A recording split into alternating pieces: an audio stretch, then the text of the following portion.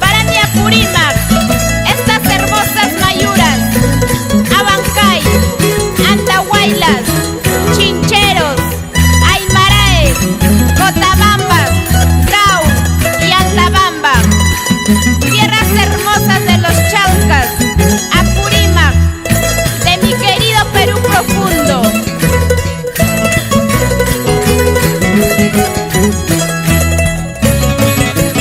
No te preocupes, Cholita, de todas maneras volveré contigo para quedarme en tus brazos.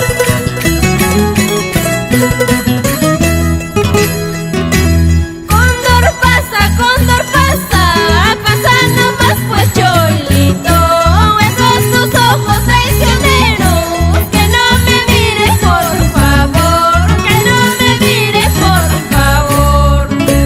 Cuando te fuiste de mi lado, con un amor aventurera, como mis ojos lloraban, hasta mi vida destrozada, hasta mi sombra me aburría.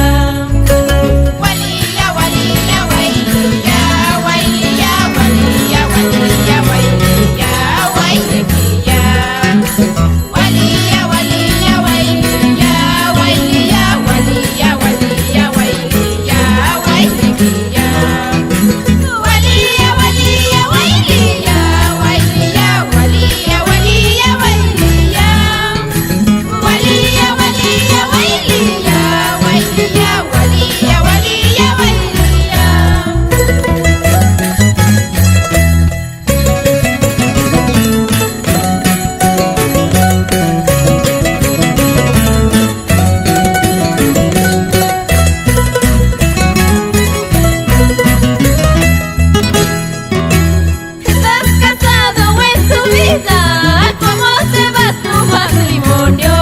Espero lleno de amores, que no me llames por favor, no los traiciones por favor. Hay hombres que se han casado sin tener amor verdadero, da mucha pena cuando lloran por un cariño tan sincero, por un cariño verdadero.